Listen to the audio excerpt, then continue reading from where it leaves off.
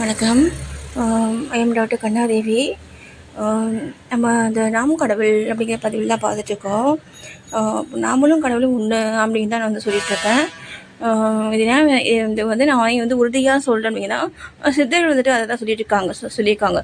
சித்தர்கள், அதே மாதிரி முனிவர்கள், ஓகேங்களா, இவங்களாம் வந்து மனிதர்களாக பிறந்து தான் வந்து வாழ்ந்து தான் இந்த யோக நிலையை ஃபாலோ பண்ணி தான் அவங்க வந்து முக்தி வந்து அடைஞ்சிருக்காங்க. சரிங்களா. அப்போது அவங்க வந்து இந்த தியானத்தில் அவங்க சொன்ன அந்த கருத்துக்கள் தான் எங்கள் புக்கு முழுக்க அதுதான் இருக்கும். First year second year book முழுக்க அதுதான் இருக்கும். ஓகேவா. இப்போது அவங்க சொன்ன விஷயங்கள் தான் நான் சொல்கிறேன். அவங்க வந்து நம்மளும் கடவுளும் வந்து ஒன்று தான் ஒன்று அப்படின்னா வந்து அவங்க சொன்னது தான் நான் வந்து அவங்க சொன்னது தான் நான் வந்து சொல்லிகிட்ருக்கேன். ஓகேவா. அடுத்து பாருங்க, உடலும் உயிரும் நீக்கமர ஒன்றியிருந்தன. புரியுதுங்களா. உடலும் உயிரும் நீக்கமர ஒன்றியிருந்தன. தேனும் இன்னமுதமும் தேக்கிலை கல்லையில் அப்படின்னு தொன்னையில். ஓகேவா. ஒளிவர நிற்பது வானும் விழையும் மானுடர் பருகுவதற்கே ஆகும். ஓகேவா. பின் அக்கல்லைகள் மண்ணோடு மாய்ந்து மறைந்து போகும். ஓகேவா. அதுபோல் உடம்பகத்துக்குள்ள ஆறுயிரும் சிவத்தினை அடைந்ததும். ஓகேவா. அவ்வுடம்பும்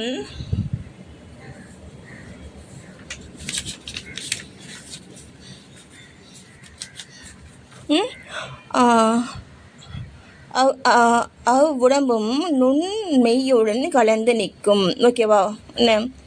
கலக்கவே அவ்வுயிருக்கு சிவமும் சிவசக்தியாகிய சிவையும் புகழிட மெய்யாகும். அப்போது நம்ம உடம்பு வந்து அழிஞ்சிடும், நம்ம ஆன்மா வந்து அழியாது, நம்ம உயிருக்கு வந்துட்டு அறிவு கிடையாது. ஓகேவா. உயிர்கள் வந்துட்டு உயிர்களுக்கு வந்துட்டு தோற்றமும் கிடையாது, அழிவும் கிடையாது, ஆக்கமும் கிடையாது மனித ஆன்மாக்களுக்கு.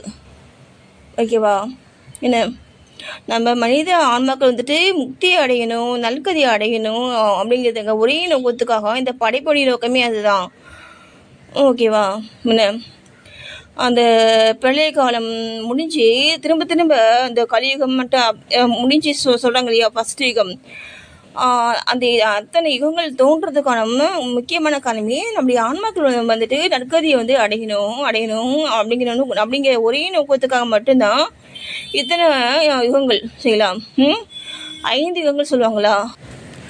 ஓகேங்களா. அப்போது அந்த யுகங்கள் தோறும் நம்மளையே ஆன்மாக்கள் வந்துட்டு மனித உடல் எடுத்து இந்த பூமியில் பிறக்கிறது வந்துட்டு எதுக்காக, நம்ம வந்த நோக்கமான அந்த கடவுளை சென்று அடையணும் அப்படிங்கிற ஒரே நோக்கத்துக்காக தான் வந்து இந்த பிறப்பினுடைய நோக்கமே வந்து அதுதான்.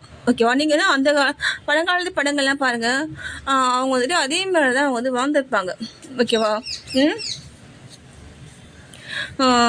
நெக்ஸ்ட் பாருங்கள்.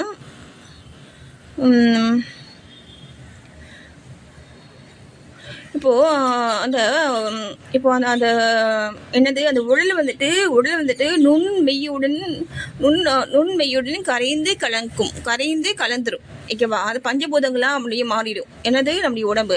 ஆனால் அந்த உயிருக்கு வந்துட்டு நம்ம உயிர்கள் வந்துட்டு என்ன ஆகும்னா, உயிருக்கு சிவமும் சிவசக்தியாகிய செவியும் புகழமையாகும்.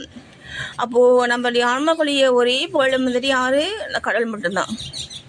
வேற எங்கே இருந்தாலும் நம்ம அந்த கடவுள்கிட்ட இருக்க மாதிரி நம்ம வந்துட்டு இருக்க முடியாது. ஏன்னா நம்முடைய ஆன்மாக்கள் வந்துட்டு அப்படியே வந்துட்டு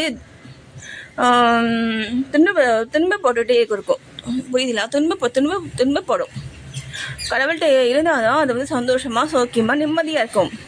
நிம்மதி. ஓகேவா. அடுத்து பாருங்க, உயிர் எங்குமாய் பரம்பும் அயல்புற்று ஆற்று நீர் அருவி வீர் மலை தொட்டு பெருகு நீர் அலைவரை பரப்பி நிற்கும் தன்மை வாய்ந்தது. ஓகேவா. உயிர் வந்துட்டு எங்குமே இருக்கும். எல்லா இடத்துலையும் இப்போ ஆற்று நீர், அந்த அருவி நீர், ஒரு ஒரு ஆற்றுல வரக்கூடிய நீர் அருவியாக மாறுது, அருவியாக மாறி மலையில் போகுது இல்லையா? மலையிலேருந்து கொட்டுது, எல்லாம் ஒரே ஆறு தான் இல்லையா? ஒரே ஆறு தான். அது வந்து குளமாகவும் மாறுது இல்லையா? அப்போது அந்த இந்த தன்மை வந்து யாருக்கு இருக்குது? உயிருக்கு இருக்குது.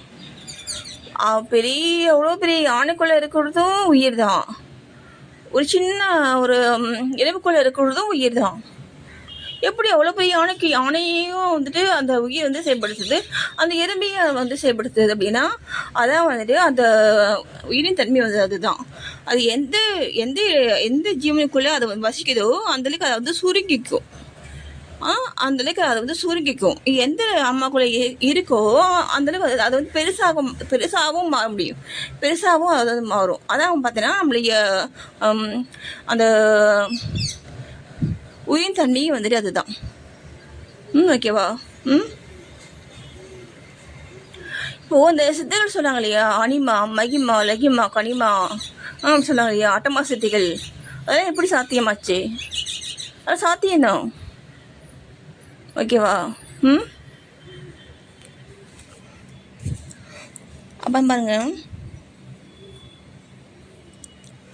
அணையை உயர்த்தி சிறை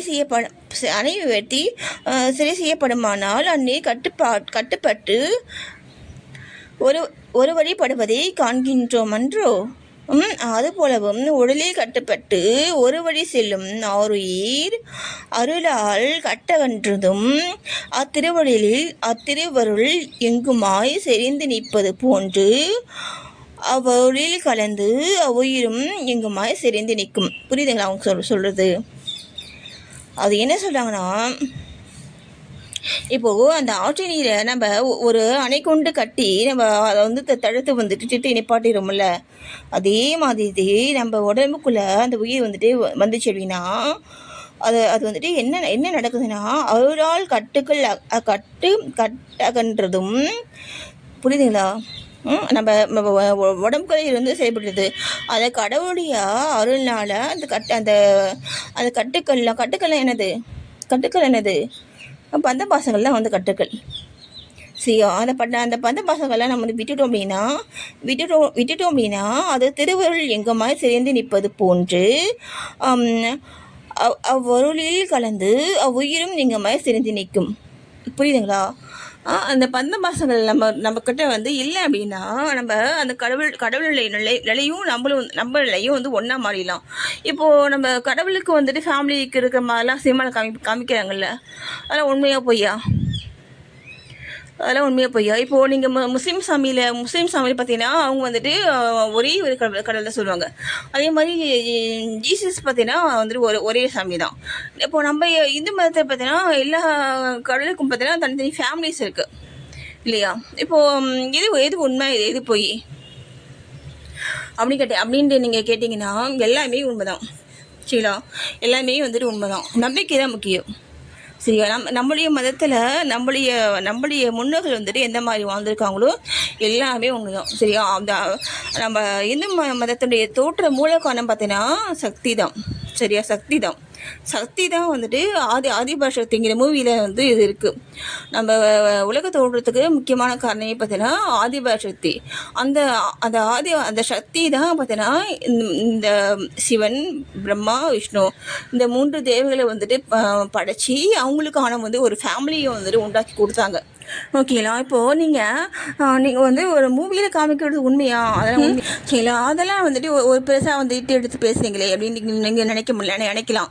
நீங்கள் இந்த காலத்து மூவி என்ன இல்லை, அந்த காலத்தில் மூவியில் பார்த்தீங்கன்னா அங்கே அப்போ வந்த மனிதர்கள் ரொம்ப தரமான மனிதர்கள், இப்போ இருக்கிற மனிதர்களுக்கு மாதிரி அங்கே கிடையாது. சரிங்களா?